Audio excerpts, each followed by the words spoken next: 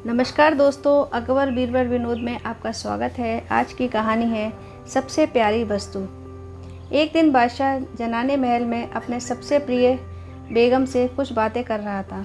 बात बात में कोई ऐसा विषय आ गया जिससे कि वह सिर से पैर तक बेगम से फ्रंट हो गया और उसे आज्ञा दी कि तुम आज शाम तक महल खाली कर दो। बेचारी बेगम ने यद्यपि बादशाह के गुस्से को शांत करने के लिए बहुतेरा प्रयास किया, परंतु सब निष्फल गया। बादशाह उसी क्रोधावेश में महल से बाहर चले गए। बेगम भय से थरथर कांपने लगी। जब अपने बचाव के लिए बहुत मूड़ मार कर कोई युक्ति न निकाल सकी तो उसका ध्यान बीरबल की तरफ गया। उसने दास को भेजकर चुपके से बीरबल को महल में बुलवाकर अपना सारा हाल कह सुनाया। बीरबल उसे एक गुप्त परामर्श देकर तुरंत महल से बाहर आया और फिर दरबार के कामों को इस ढंग से मौन होकर करने लगा मानो उसे इसकी कुछ खबर ही नहीं। जब थोड़ा दिन ढलने को बाकी रह गया तो बेगम ने कुछ सामानों के अलग अलग कई गट्ठर बांधकर बादशाह को बुलवाया। जब वे आए तो बेगम ने बहुतेरा अनुनय विनय किया, परंतु फिर भी बादशाह का मन पलटा नहीं खाया। वे बोले, अब समय नहीं है, सूर्यास्त हो रहा है, अतएव अपनी प्यारी सामग्रियों को लेकर फौरन मकान खाली कर दो।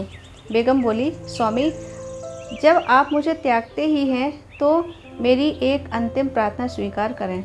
मैं चाहती हूँ कि इस जुदाई के समय मेरे हाथ से एक गिलास शरबत पान कर लें। अब जब मेरा सौभाग्य कहीं फिर से उदय होगा तब न मुझे आपका दर्शन मिलेगा। स्त्रियों की मोहिनी भी क्या है, बादशाह बेगम के जाल में फंस गया। बेगम एक प्याले में खूब अच्छी शराब भर लाई और बादशाह को अपने हाथों से पिला दिया। थोड़ी देर में बादशाह शराब के नशे में ऊँघने लगा। बेगम पहले ही अपने नौकर को सावधान कर चुकी थी। वे बादशाह को ले जाकर एक पालकी में सुला दिया। फिर बेगम भी एक दूसरी पालकी में सवार होकर बादशाह के सहित अपने पीहर चली गई। वह बादशाह को एक पलंग पर सुलाकर आप स्वयं उसकी पहरेदारी करने लगी। दूसरे दिन जब बादशाह की नींद खुली और नशे का झोंका टूटा तो अपने को एक अपरिचित स्थान में पाया। उन्हें संदेह हुआ, क्या मैं स्वप्न देख रहा हूँ? बेगम सामने पंखा जल रही थी। बादशाह ने उससे पूछा, क्या तुम बतला सकती हो कि मैं इस समय सोया हुआ हूँ अथवा जाग रहा हूँ? बेगम ने उत्तर दिया, स्वामीनाथ, पहले आप सो रहे थे, परंतु अब सवेरा होने पर आपकी निद्रा भंग हो गई है। उठिए, हाथ मुंह धोकर नमाज पढ़ लीजिए। बादशाह बोले, पहले बतलाओ कि यह किसका महल है और हम कहाँ पर आए हुए हैं? बेगम ने अपना दोनों हाथ जोड़कर कहा, प्रभु, यह आपकी ससुराल यानी मेरे पिता का घर है। मैं भी आपकी आज्ञा पालन करने के लिए यहाँ पर आई हुई हूँ।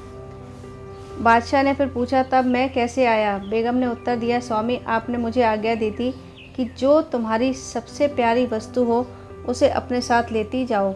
मैं ईश्वर की साक्षी देकर कहती हूँ कि महल भर में ही नहीं बल्कि समस्त संसार में आपसे बढ़कर मुझे कुछ भी प्यारा नहीं है, इसलिए मैं आपको अपने साथ लेकर यहाँ चली आई हूँ। बेगम के ऐसे अनुराग को देखकर बादशाह दयाद्र हो गए और उसके अपराधों की माफ़ी दी। फिर अपने ससुर से मिल भेंट कर सबकी राजी कर सास ससुर की अनुमति से उसी दिन बेगम के सहित अपने नगर को लौट आए। कुछ दिनों के बाद जब बेगम और बादशाह में भली भांति प्रेम हो गया तो एक दिन ससुराल जाने वाली बात बादशाह के ध्यान में आई। तुरंत बेगम से पूछा, प्रिय, क्या तू बतला सकती हो कि उस रोज़ तुम किसकी सम्मति से मुझे अपने पीहर ले गई थी? बेगम ने उत्तर दिया, स्वामी, वह आपके चतुर दीवान बीरबल की सम्मति थी। उन्हीं की कृपा से मुझे आप फिर से प्राप्त हुए हैं। बादशाह बीरबल पर प्रसन्न होकर उसे बहुत धन्यवाद दिया। दोस्तों, ये कहानी यदि आपको अच्छी लगी हो तो इस वीडियो को लाइक और शेयर ज़रूर कीजिएगा व मेरे इस चैनल को सब्सक्राइब ज़रूर कीजिएगा। धन्यवाद।